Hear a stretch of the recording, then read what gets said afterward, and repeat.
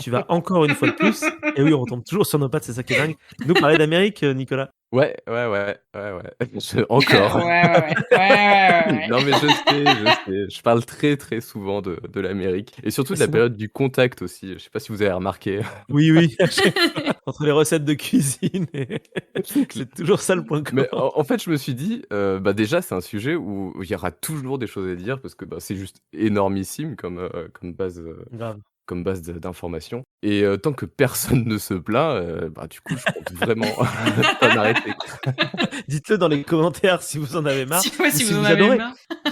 C'est clair. Moi, perso, je m'éclate, hein. Non, Enfin, mais c'est trop je cool, moi passe j'adore, hein, de très, très franchement, bons c'est moments dingue. à faire ça et en plus, c'est un truc qui enfin, je trouve en ligne, c'est un truc qui manque un petit peu. Je sais que enfin, moi, je produis vraiment enfin, j'essaie de faire des chroniques que j'aimerais trouver en ligne parce que juste j'en trouve pas Oui, et voilà. carrément. Oui, ça fait un terreau, fertile de connaissances Ouais, que c'est tu clair. ne peux nous donner toi finalement, que toi peut-être. Non, mais enfin, je pense qu'il y a beaucoup de gens qui peuvent le faire et c'est juste qu'il faut beaucoup de temps et et d'intérêt à donner. Oui, après voilà, il faut trouver des nerds, comme nous qui sommes en mode, «Oh putain, ce sujet dont Ouais, putain on c'est se bat clair. les Ouais, couilles là, là vraiment j'ai envie de faire quelque chose dessus quoi». c'est ça, c'est ça. Du coup, j'ai remarqué que je ne vous ai pas encore parlé, bah, du contact en lui-même, celui qui a eu lieu entre, les Eh Européens oui, et c'est bah, vrai. des autochtones, qui vivent, dans les Bahamas et les Grandes Antilles, qu'on appelle communément les Taïnos. Et du coup, comme je vous l'ai dit un petit peu avant, c'est un sujet qui reste très, très vaste et aussi très complexe. D'un point de vue historique, on n'a qu'une seule version, qui est celle racontée par les Européens. Un peu Mmh. comme d'habitude, je me répète de chronique en chronique. Et même si certains ont pu faire preuve d'une grande exhaustivité et apporter, ben, considérablement au sujet, comme par exemple le prêtre, Ramon Pané qui a accompagné Christophe Colomb ou alors Bartholomé oui, il s'appelle vraiment Pardon, j'imagine tellement une vilaine tranche de jambon pané, tu vois? alors pour la petite Excusez histoire, là, Ramon Pané, excusez cette interruption. bah, en fait, c'est vraiment quelqu'un qui s'est énormément intéressé aux civilisations et aux peuples qui étaient sur place. Il est resté pendant plusieurs mois auprès, notamment des Taïnos. Enfin, je ne veux pas détailler sa vie, mais si ça vous intéresse, allez voir ce qu'il a fait, c'est assez intéressant et c'est quelqu'un dont on parle assez peu, donc c'est un peu dommage. Enfin bref, on n'a pas que lui, on a aussi, Bartholomé de Las Casas, qui est Eh l'un oui. des acteurs principaux à l'origine de la controverse de Valladolid, qui s'opposait notamment aux conquistadors. Mais bon, malgré tout ça, bon, ça reste, ce sont des personnes qui restent assez à part et tout ça reste un peu incomplet, parcellaire et surtout soumis à de nombreux biais culturels ou appuyant tel ou tel point de vue. Heureusement, depuis le milieu du XXe siècle, grâce à l'archéologie, l'anthropologie et l'archéométrie, ces magnifiques disciplines, l'histoire du contact est complétée, enrichie et pour peu à peu apporter la lumière sur cet événement qui est si particulier. Donc je vous propose d'aborder ensemble une série de chroniques à ce sujet, dont voici le premier épisode. Donc Oh. aujourd'hui, on va voir qui sont les Taïnos, d'où viennent-ils, quelle est leur culture et leur société, afin de mieux comprendre les effets du contact et ses conséquences. Donc pour ça, je vous recommande de garder sous les yeux une carte des Caraïbes. Pour celles et ceux qui ne sont pas familiers avec la région, et c'était mon cas avant, je m'intéresse vraiment à ces sujets, parce que j'y suis jamais allé perso, donc c'est un peu triste. C'est une région qui se divise en 3 grandes zones. On a les petites Antilles, donc c'est les petites îles de l'Est et du Sud-Est, où on retrouve par exemple la Martinique et la Guadeloupe. On a les grandes Antilles, donc c'est-à-dire les grandes îles qui sont Cuba, la Jamaïque, Hispaniola et Porto Rico. Et enfin, on a les Bahamas, donc c'est tous les petites îles au nord. Donc avant de commencer, on va tout de suite aborder la question que j'aime bien, des idées reçues. Donc de mon côté, j'ai revu quelques scènes de 1492 de Ridley Scott avec Ah. Gérard Depardieu en Christophe Colomb. Et en fait, je trouvais que l'ambiance du film, la musique, la scénographie, tout ça, c'est assez classe, assez beau. Par contre, dans la représentation historique du contact, il y a vraiment rien, mais alors rien du tout qui va. Et on va pas trop détailler, mais juste j'avais une question, pour vous par exemple. Si je vous parle des premiers autochtones rencontrés par Christophe Colomb, quelle est l'image que vous avez en tête? Bah, tu veux y aller maintenant ou j'y vais? Non, vas-y. J'y vais. Parce que Bah, en vrai attends. l'image qu'on a, c'est tu sais ce qu'on va te donner, même si elle Bah est oui, fausse, hein. c'est Mais c'est les ultra, mecs à moitié à poil, mais Ouais. complètement, un couvert d'or. qui sont là à faire des dieux, qui arrivent, ils t'offrent plein de trucs, et voilà quoi. Enfin, on n'est pas loin limite des cannibales aussi que t'avais décrit la dernière fois avec le Ouais, chaudron, ouais, si c'est ouais. des méchants indigènes, tu vois. Enfin voilà, Oui, c'est méchant, méchant, très gentils grand, naïfs ou grand, méchants bronzé, brutaux quoi. ultra musclé, tu vois? En mode, Ouais. vraiment avec des espèces de d'or et de Voilà, des Tiny enfants en finalement qui ont un feuille. trésor qui est trop grand pour eux, quoi, presque. Oh, Voilà. Et tu vois, en mode Pocahontas, le dessin animé, tu sais, en mode, genre: «Ah OK, non, mais le vrai trésor, c'est le maïs», tu vois? OK, c'est dingue, je m'attendais pas à un truc aussi cliché, mais bon. Là, on est allé à fond, écoute. Tu as dit: «Tu veux le cliché», on te donne le Non, non, cliché. OK, Non, sinon, super. en vrai, pour être sérieux, la vérité, c'est que je ne sais pas du tout, Ouais. comment ces gens-là, les gens qui ont rencontré Christophe Colomb vivent. J'imagine, je suppose que s'ils vivent sur une île, c'est que c'est des sédentaires, donc du coup, ils doivent avoir des villages organisés, mais alors après, quelle organisation ils ont, ça, quel est leur rite cultuel, je sais pas. Il y a une légende qui dit, mais je sais pas si c'est vrai ou si c'est des conneries, que à une île près, il y avait vraiment des anthropophages apparemment à côté, donc je sais pas si c'est vrai ou pas. Alors, c'est plus ou moins vrai. On va en parler un Oh! petit peu OK. et on en reparlera dans d'autres chroniques parce que c'est vrai que Ah, ouais, yes. il y a beaucoup de légendes qu'on va aborder d'ailleurs dans les futures chroniques, mais ça, je vous garde ça pour plus tard. Yes. Ah, on adore. Suspense, Donc teasing. c'est clair. Mais merci en tout cas pour votre participation. En fait, ce qu'on constate, Allez-y. c'est que, depuis 500 ans et malgré les efforts dès le début, comme on l'a vu, de la part de certains, de retranscrire le plus fidèlement possible la culture taïno, en fait, on a l'imagerie coloniale qui justifie notamment l'installation des Européens, qui s'est malheureusement distillée un petit peu partout auprès du grand public. Mais, en fait, si on se représentait des peuples, primitifs qui vivent de manière plus ou moins isolée dans la jungle et coupés du monde, c'est en fait l'exact opposé de ce qu'étaient les Taïnos à la fin du XVe siècle.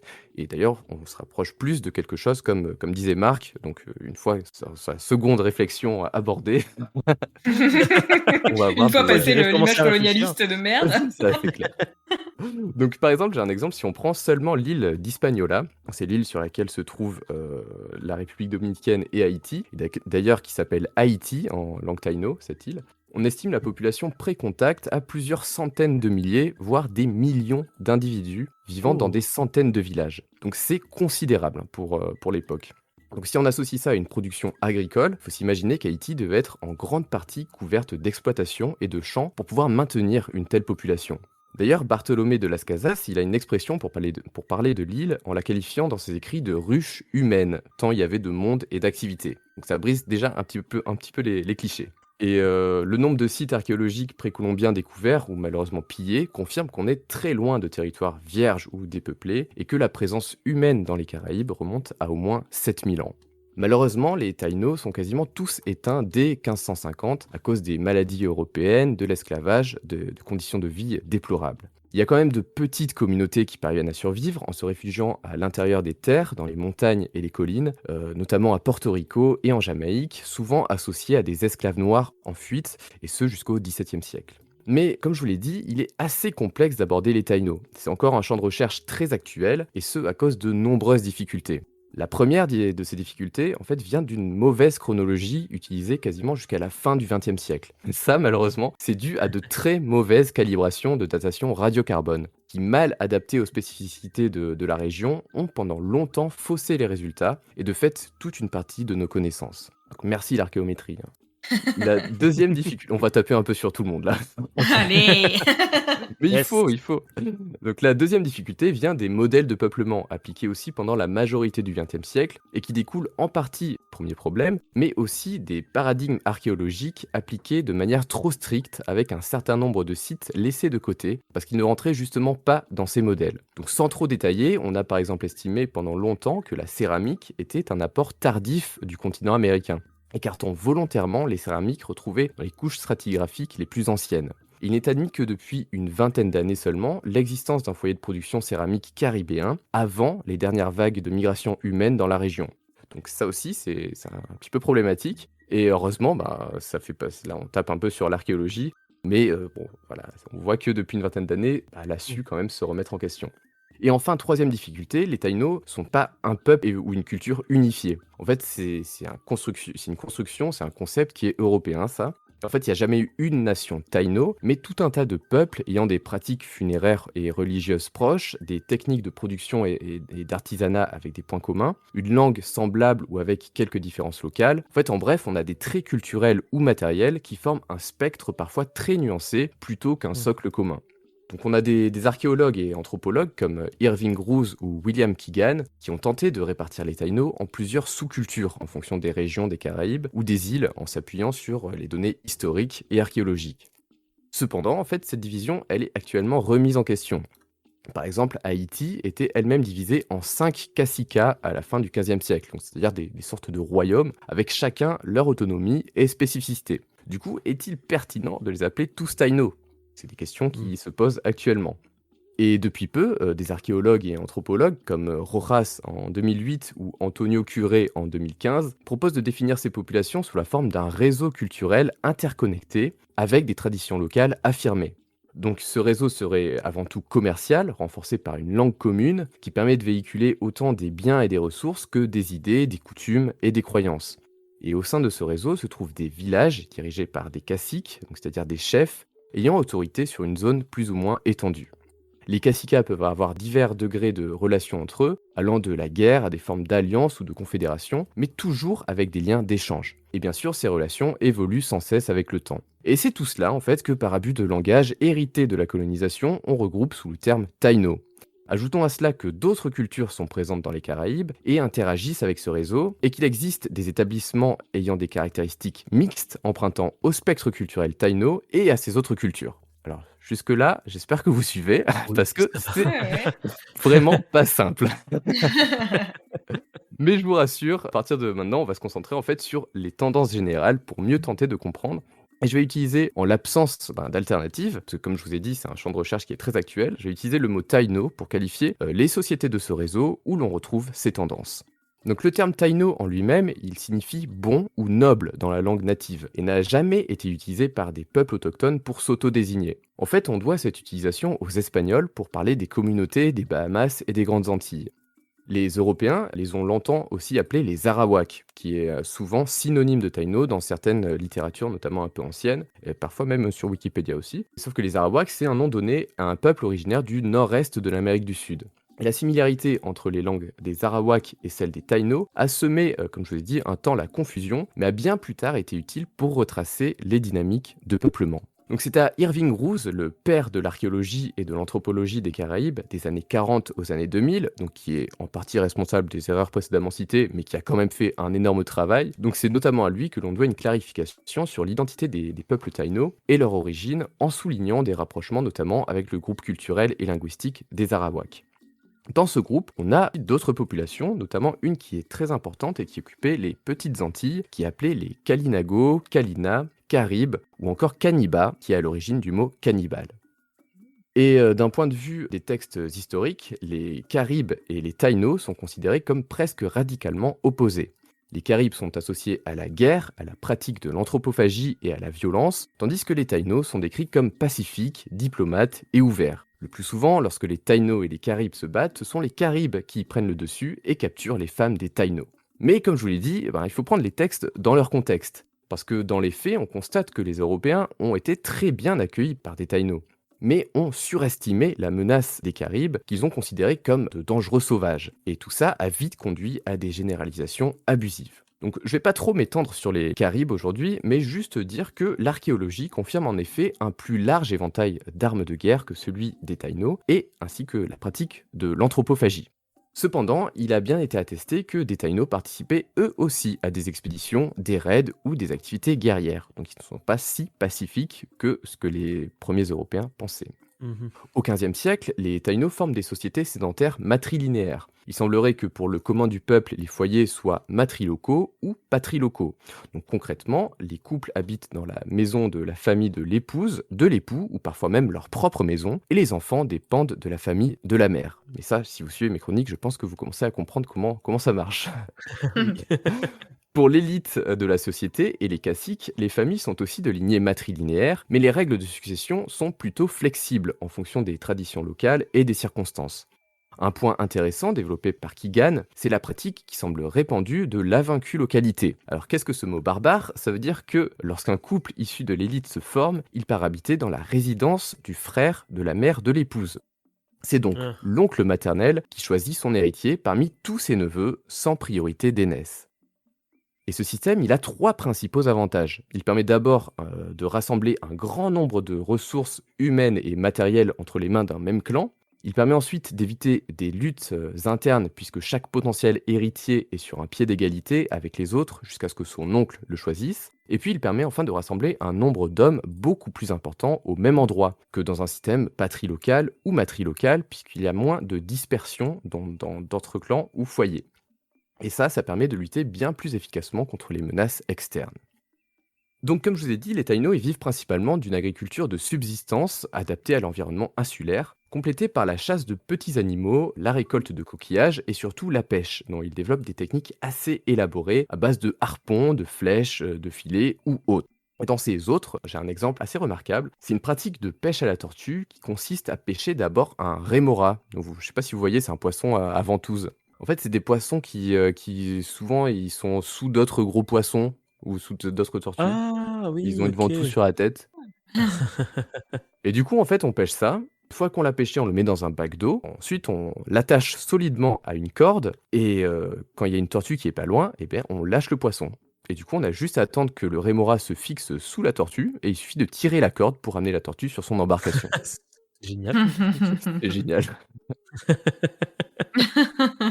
Donc bien entendu, vu la région, les Taïnos sont bien sûr d'excellents navigateurs. D'ailleurs, le mot canoë vient du taïno canoa, qui désigne Oh, ah les ouais? pirogues là-bas. Ouais. Putain, c'est ouf. Mais ils ont vraiment tout inventé, franchement. Non, mais je trouve ça toujours dingue de se rendre compte de, d'où vient l'origine l'étymologie de ce de qu'on entend, tu ouais. vois? Ouais, ouais, Chaman, c'est russe, canoë, maintenant, ça vient des Caraïbes. Ah Enfin, ouais. c'est, c'est ça. Et tu n'es pas au bout de tes surprises aujourd'hui. Oh! Ah! Bah, j'ai hâte. Mais du coup, c'est très tôt, grâce à une bonne connaissance de la navigation, que des humains ont pu s'établir dans un milieu comme les Caraïbes. Parce qu'en fait, d'où que l'on provienne, il faut nécessairement traverser des zones de haute mer pour accoster sur une île des Caraïbes. Ce qui devait être en pirogue, mais en fait, c'est une expédition quand même assez conséquente. Selon William Keegan, le peuplement des Caraïbes s'est fait en 2 vagues migratoires. La première remonterait à environ 5000 ans avant notre ère et aurait été entreprise depuis la péninsule du Yucatan et l'Amérique centrale pour atteindre Cuba, puis les Grandes Antilles. La seconde vague aurait eu lieu 2500 ans plus tard, partant des côtes du Venezuela et de la Guyane, avec des arrivées dans la région jusqu'au 1er siècle de notre ère, en passant par les Petites Antilles. Et comme le souligne l'anthropologue Ronald Hopper, ces mouvements migratoires sont probablement liés à des pressions externes comme des conflits, une augmentation de la population ou l'opportunité d'exploiter de nouvelles ressources.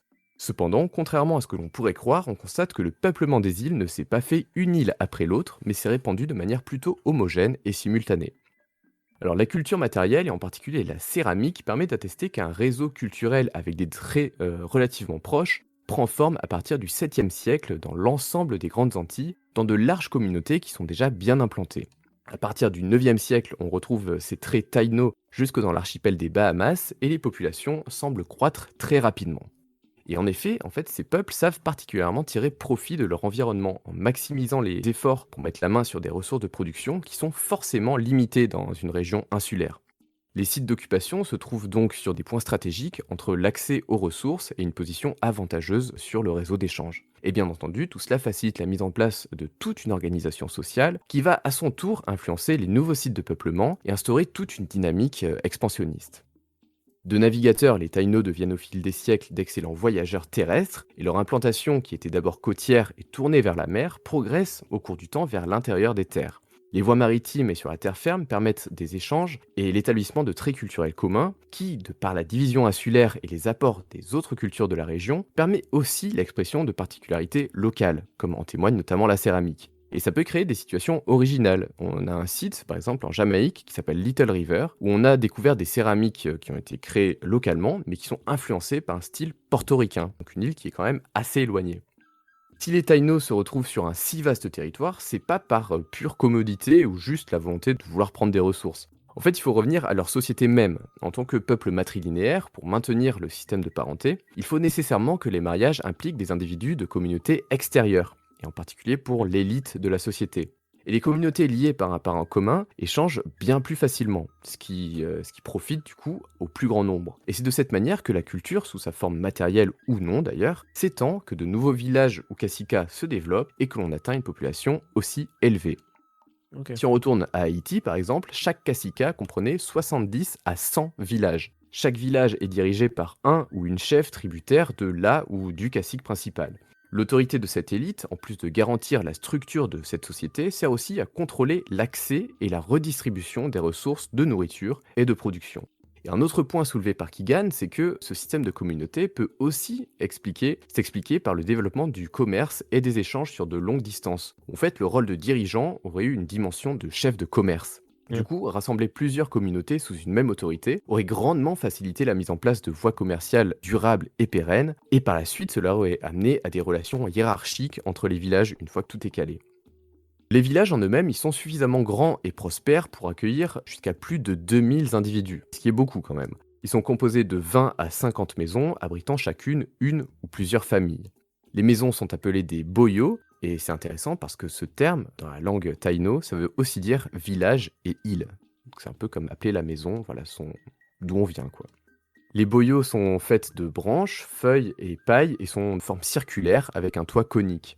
Elles sont disposées de manière irrégulière autour d'une place centrale dominée par la maison du chef, qu'on appelle la canei. Elle est plus grande, rectangulaire et avec des assises en bois. Dans la plupart des maisons, le sol est en terre battue et il n'y a pas de séparation entre les familles. Le peuple dort dans des hamacs, dont le nom vient du taïno hamaka, et les chefs sur des sortes de lits en bois. À mesure que les villages grandissent, de nouvelles places apparaissent, entourées de maisons tout autour de la place principale. Et ce centre, il a une importance capitale. En fait, c'est là que l'on mène les rites religieux communs et que l'on pratique le bataille. Donc le bataille, c'est un jeu de balles rituel, probable substitut des conflits armés, dans lesquels deux équipes doivent faire le plus de passes possible sans utiliser les mains, ni faire tomber une balle faite de caoutchouc naturel. Sinon, l'adversaire, il marque un point. Et le jeu prend fin après un nombre de points défini et aurait une importance politique et religieuse. Malheureusement, on ne sait pas grand-chose de plus sur ce jeu dans les écrits des chroniqueurs de l'époque, mais la fouille des terrains de bataille a permis Oh, notamment de retrouver des balles et aussi des sortes de colliers en pierre que l'on interprète actuellement comme étant des sortes de trophées en fait.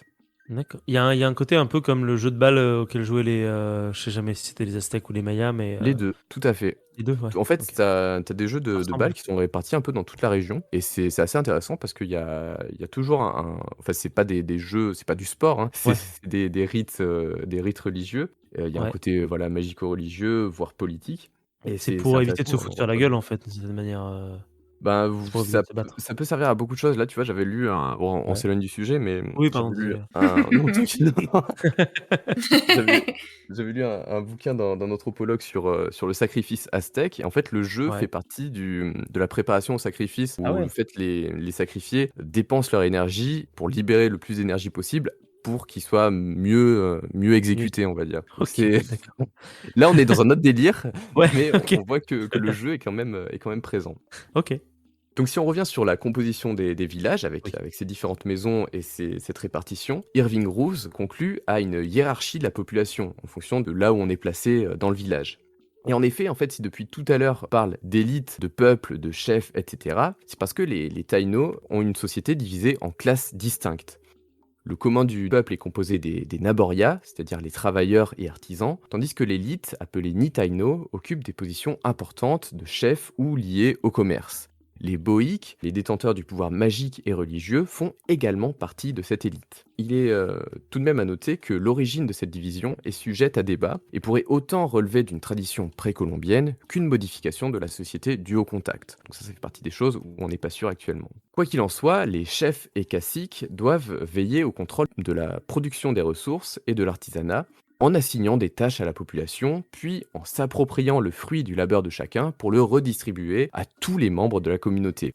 Il n'y a pas de propriété privée, tout est mis en commun et repartagé. Bien ça. Comme en fait, c'est des modèles qu'on retrouve assez souvent aussi en Amérique du Sud, ce partage de Ouais. ressources. Des richesses. C'est ça. Donc, comme on l'a mentionné, l'agriculture a une importance capitale pour pouvoir maintenir des populations aussi importantes. Et pour ça, en fait, les villages prennent place près de points d'eau, ce qui a le double avantage de profiter aux récoltes et à la pêche, qui est la principale source de protéines. Et au niveau agricole, les Taïnos utilisent des techniques assez ingénieuses qui permettent de préserver les sols, ce qui leur assure un mode de vie totalement sédentaire. Ils n'ont pas à déplacer leur village comme les Iroquois ou les Tupinamba, pour ne citer que des sociétés dont j'avais déjà parlé.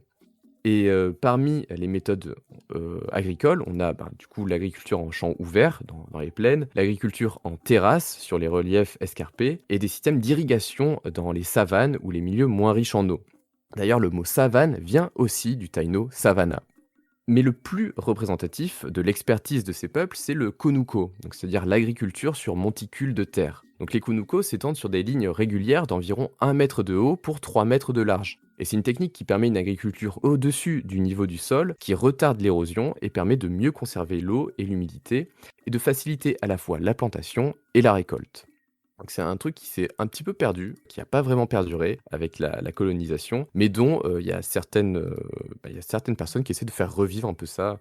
Enfin, j'ai vu vite fait, en tout cas sur Internet, que apparemment ça reprend un peu parce que c'est un peu plus respectueux de l'environnement. Ouais, j'allais dire, ça m'étonnerait pas que effectivement ça soit repris parce que on compte vachement sur ce genre de méthode et ça a l'air cool, quoi. C'est clair. Donc du coup, ce sont les hommes qui s'occupent de la plantation et ce sont les femmes qui s'occupent des récoltes. On retrouve dans l'agriculture taïno le maïs, le haricot, la courge, le coton, la calebasse, qui est utilisée autant comme aliment que contenant. On a aussi le tabac, l'ananas, des noix de palmier, des baies, des tubercules, notamment le manioc et la patate douce. Et pour l'anecdote, les mots maïs, tabac et patate proviennent de la langue taïno. Et le manioc se dit yucca, mot qui désigne le manioc en anglais et qui en français désigne une autre plante qui a absolument rien à voir. Je suis en train de me dire: «Oh merde, est-ce que les racines du yucca, c'est genre le manioc?» J'ai rien compris depuis le début, tu sais? En fait, l'étymologie est la même, c'est juste que je sais pas, maintenant ça me dit autre chose. Mais en fait, si, je crois que je m'étais renseigné. En fait, on avait déjà un mot pour le manioc qui vient de l'arabe, je crois, un truc comme ça. Donc c'est pour ça qu'en français, on a on appelle ça manioc, mais en anglais, on peut appeler le manioc yucca en tout cas. Dans l'alimentation de base, on retrouve aussi la cassave, qui est une sorte de pain ou galette de farine de manioc, mangée en toute occasion. Et ça, je suis sûr que ça ne vous surprend absolument pas si vous avez écouté ma chronique sur la cuisine caribéenne au XVIIe siècle. Elle est magique cette chronique sur la cuisine. Elle est pas Il faut encore vraiment montée, que mais j'en ai j'écoute, fait je très vais grand devoir souvenir. écouter toutes tes chroniques à force parce Et que oui. du coup, il Oui, faut je que fais je des liens suive. souvent. Maintenant, tu vois, voilà, tu as toute une histoire, il faut que Oui, c'est le Nico Universe. Je C'est m'auto-cite. complètement ça.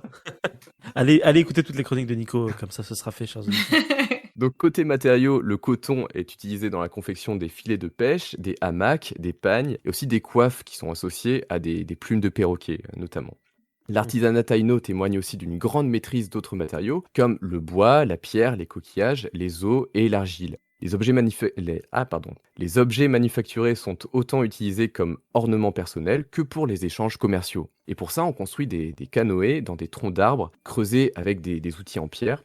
Et bien entendu, les canoës servent également à la pêche, comme on l'a vu, mais aussi au raid, et ils sont capables d'embarquer jusqu'à des dizaines de personnes. Il me semble que ça va jusqu'à 150 personnes pour les plus grands mentionnés. Oui, quand même. barquette, quoi. Ouais, c'est sacré, un sacré canoë. Comme évoqué dans les textes, les Taïnos ont longtemps été considérés aussi comme plus pacifiques par rapport à d'autres cultures de la même période. Et comme je vous ai dit, ça reste à nuancer. Du point de vue de l'archéologie, on constate que leur armement est certes moins sophistiqué que celui des Caribes, par exemple. La sagaie à la pointe de bois durcie au feu ou en dents ou os d'animaux marins lancée au propulseur reste l'outil de chasse et de guerre principal. L'arc est connu, mais surprenamment, il n'est pas utilisé au combat avant l'arrivée des Espagnols. Il aura un rôle par contre lors des soulèvements et rébellions indigènes. Et de base, il est en fait utilisé pour la pêche. En fait, les flèches sont faites de roseaux surmontés de dards de raie, enduites au curare, donc paralysant. Et du côté des petites Antilles, où les populations caribes effectuent des raids sur les établissements taïnos, les flèches sont similaires mais ont un usage guerrier avéré, et on a retrouvé par exemple un dard de raie figé dans l'omoplate d'un squelette taïno, attestant de combats avec des caribes. Et d'ailleurs, je vous conseille de voir à quoi ressemble un dard de raie, et vous verrez qu'en fait c'est juste une pointe de flèche naturelle. Donc c'est pas si surprenant que ça ait été utilisé en ce sens. Il reste un matériau à mentionner, peut-être le plus symbolique de tous, puisqu'il est fortement associé au contact et à la soif de richesse de Christophe Colomb. Donc c'est bien sûr l'or. Mais comme vous vous doutez, l'or n'a pas du tout le même sens et la même portée chez les Taïnos et les Européens. Les Caraïbes ne sont pas en soi une région abondante en or, et c'est cette rareté en fait qui va lui donner son importance. Actuellement, seule une cinquantaine d'artefacts en or pu être retrouvés en contexte archéologique. Leur taille n'étant souvent que de quelques centimètres et leur poids dépasse rarement les 1 gramme. Donc bien sûr c'est très très peu et il n'est pas à exclure que la colonisation soit en partie responsable de ce corpus aussi restreint. Et l'or chez les Taïnos, c'est étroitement lié au statut social et à une dimension sacrée en lien avec les ancêtres, puisqu'il semble être transmis de génération en génération. Il joue aussi un rôle crucial dans les dynamiques d'échange et d'interaction culturelle, et que ce soit avec les sociétés de la région, du continent ou même avec les Européens. Alors localement, il n'existe que quelques gisements d'or, principalement alluvionnaires, dans les grandes Antilles. Mais les Taïnos n'avaient pas vraiment de compétences en métallurgie. En fait, ils n'ont aucune technique de fonte ou d'alliage. Et en réalité, l'or est travaillé directement après avoir été ramassé par martelage, puis incisé et découpé avec des outils en coquillage et souvent polis au sable et à l'eau. Donc les pendentifs en or sont donc de forme assez simple, parfois montés avec du bois, des os ou des ornementations cousues. Et deux types d'or existent chez les Taïnos, dont les premières analyses archéométriques en 2012 ont permis de confirmer leur composition ainsi que leur origine. Donc on a d'abord un or qu'on appelle le kaona, qui est collecté et travaillé localement, et il se reconnaît à sa couleur jaune et sa teneur en or à plus de 90%. Il est principalement utilisé pour les échanges commerciaux et semble posséder une valeur symbolique un petit peu moindre. Et puis on a le guanine, donc qui a un alliage d'or et environ 20 à plus de 35% de cuivre, qui lui donne une couleur un peu plus rougeâtre, un peu plus mauve aussi parfois. Et lui, il possède une valeur symbolique et sociale extrêmement forte puisqu'il est associé à l'élite. Et les Européens ont été très surpris de l'importance de cet alliage, qui est moins riche en carats et en or pur, et qui parvenait à échanger à hauteur d'un objet en guanine contre 200 objets en kaona, juste pour donner un ordre d'idée et souligner cette importance. Mais il faut se rappeler que pour les Taïnos, les critères d'appréciation des métaux ne sont pas du tout les mêmes pour les Espagnols. Et par exemple, outre l'aspect visuel et la couleur, il a été aussi rapporté que l'odorat jouait aussi un rôle majeur. Donc en Ok, tant qu'alliage, le guanine... L'odeur de l'alliage? Ouais, tout à fait. En fait, ils sentaient c'est dingue quand même. les métaux et c'est comme ça que notamment ils choisissaient, enfin ils déterminaient leur valeur. Donc c'est super intéressant. Et on verra aussi enfin pas dans cette chronique, sinon cette chronique va durer toute la nuit. Mais, mais quand les Européens introduisent notamment d'autres métaux, comme le laiton par exemple, et ben, du coup ça va un peu bouleverser tout cet ordre-là parce que c'est un métal qui ressemble vachement au guanine, au niveau de la couleur et même au niveau de la senteur apparemment. Et du coup ça va un peu bouleverser les pratiques locales. Du coup, en tant qu'alliage, le guanine, il est évidemment pas produit localement, mais il est le résultat d'échanges. Et certaines pièces figuratives ou figurines ont pu permettre de faire un rapprochement stylistique avec des origines mésoaméricaines ou colombiennes. Il y a un exemple que j'aime bien, c'est une tête d'oiseau qui a été retrouvée à Cuba et qui possède les mêmes caractéristiques que celles fabriquées autour du XIe siècle par les peuples Tairona de Colombie. Sauf que pour les Tairona, ce type de tête d'oiseau faisait toujours partie d'ensembles plus vastes, ce qui laisserait à penser qu'ils réservaient probablement à l'export en fait les pièces cassées, qui n'avaient plus aucune utilité, qui passaient du statut de débris à celui d'objets à haute valeur symbolique chez les Taïnos par l'échange. Autre chose intéressante, cette même tête d'oiseau a été retrouvée dans une couche archéologique récente datée entre 1300 et 1500, ce qui signifie qu'elle a circulé pendant des siècles, depuis le XIe siècle, avant d'être enfouie. Et ça, en fait, c'est qu'un exemple parmi tant d'autres qui tend à montrer que les objets devaient passer de main en main parmi l'élite au fil du temps.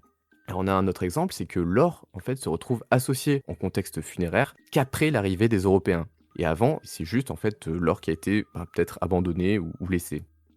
Et du coup, après tout ça, on se rapproche de la fin de cette longue chronique. Mais il reste un sujet que j'aimerais aborder, c'est bien sûr celui du genre et du sexe. Vous avez peut-être constaté que j'ai essayé, notamment, de ne pas genrer les chefs et caciques taïnos. Car en effet, en fait, cette fonction n'est pas réservée aux hommes en soi. Si dans Oh, les faits, la majorité des caciques rapportés dans les écrits sont bien des hommes, on a des femmes aussi qui portaient ce titre et qui sont également mentionnées. Donc on a des noms de caciques femmes. Et en fait, si on revient un peu sur la méthode de succession, qui est assez flexible, on constate qu'il arrive régulièrement que des sœurs ou des épouses de caciques succèdent à leurs frères ou époux. Et au niveau de la société, ça va même un petit peu plus loin. En fait, la majorité des tâches et des fonctions sont non exclusives et peuvent aussi bien être occupées par des femmes ou des hommes. Il y a par exemple des femmes qui faisaient partie de l'élite, qui occupaient des fonctions liées au commerce ou à la politique. Mais on trouve aussi des femmes lors des expéditions guerrières ou toute activité relative à la production ou à l'artisanat. Et on le voit aussi dans la pratique du bataille, le jeu de bal rituel, qui est composé d'équipes mixtes d'hommes et de femmes. Et tout ça, en fait, pousse à revoir la grille de lecture sur la division sexuée du travail qui marche relativement bien dans pas mal de sociétés, notamment aux Amériques, mais qui atteint en fait ses limites avec les Taïnos, ce qui ouvre la voie à des nouvelles recherches. Donc pour conclure, si on résume, les peuples du réseau culturel taïno sont principalement des navigateurs et agriculteurs qui vivent dans des sociétés complexes, portées sur le commerce à grande échelle, avec une dynamique en plein développement à l'époque du contact, héritée de plus de 800 ans d'échanges dans les Caraïbes et même au-delà. William Keegan estime qu'en l'absence de la colonisation européenne, il n'aurait fallu que quelques siècles dans les grandes Antilles pour voir l'émergence d'une civilisation proche de celle d'Amérique centrale. Malheureusement, le contact a précipité brutalement la fin de ces sociétés, dont il reste beaucoup à découvrir. Et c'est un triste hasard quand même qui a poussé Christophe Colomb à débarquer ici. Il aurait pu, je sais pas, tomber ailleurs sur des peuples avec une plus forte culture guerrière et finir sacrifié ou mangé, mais non. Malheureusement, l'histoire est ce qu'elle est et la perte de ces cultures est une réalité.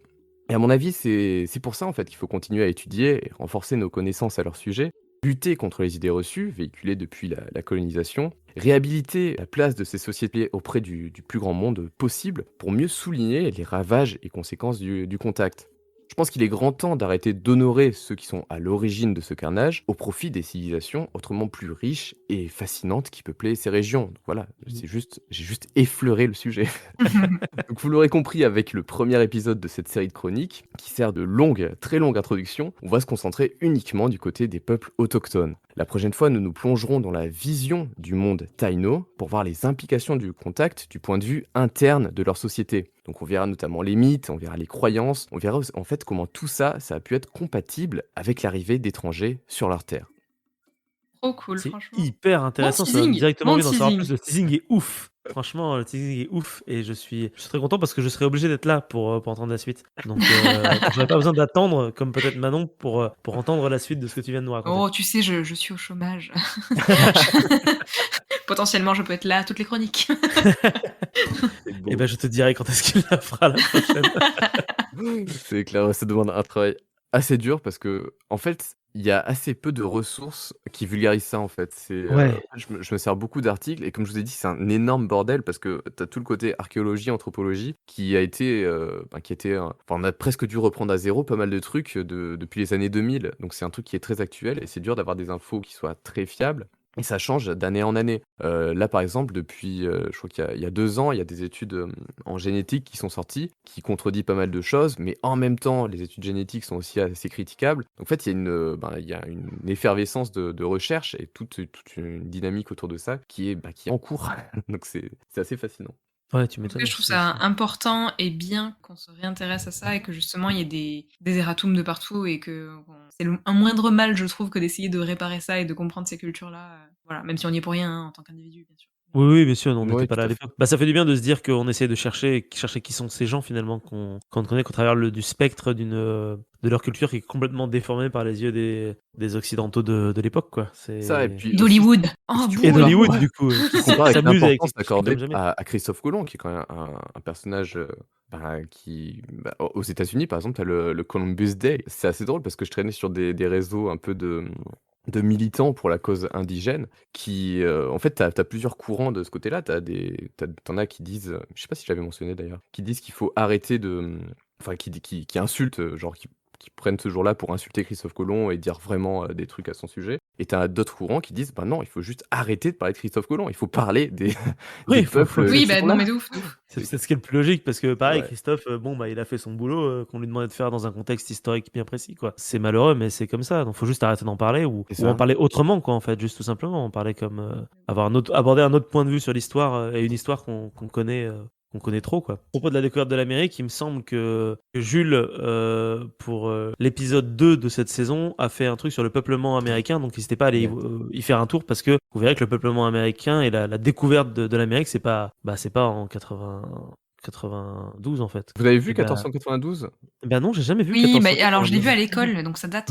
Ouais, c'est ça, moi aussi, je l'ai vu passer à l'époque. Mais je me rappelle qu'à l'école, j'étais en mode: «Oh frérot, c'est quand même, c'est quand même un peu trash», tu vois? Ouais, franchement, c'est clair. Ah, j'aime beaucoup la musique, mais j'ai jamais vu le film. Je sais pas Bah, si c'est au l'ambiance est dingue parce MJ que en Cinéma. fait, c'est Ridley Scott avec, Vangelis comme musique. Du coup, Ouais, c'est ça, en fait, ouais. c'est très beau. Tu as l'impression que chaque plan, c'est vraiment très travaillé. C'est un peu des tableaux, tu vois? Tu as une musique vraiment de dingue, mais c'est tout. En fait, l'emballage est très beau. Le fond est nul à chier. Là, tu Comme vois, on a souvent pas avec gagné Ridley du tact. Scott, hein. Oui, Comment? j'allais dire, en fait, c'est souvent très joli et souvent, Oui, oui, c'est vrai, oui. C'est un classique de c'est Ridley Scott, quoi. C'est souvent un peu vide derrière, une fois que tu grattes le fond, C'est ça. voilà.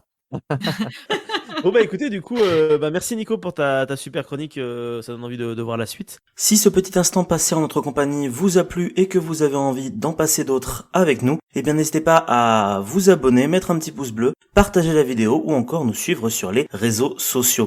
Sachez que vous pouvez aussi écouter cet épisode dans son entièreté et pour cela vous n'avez qu'à vous rendre dans la description de la vidéo. Je vous dis à très bientôt pour à nouveau écouter un petit peu de tout et surtout un petit peu de rien.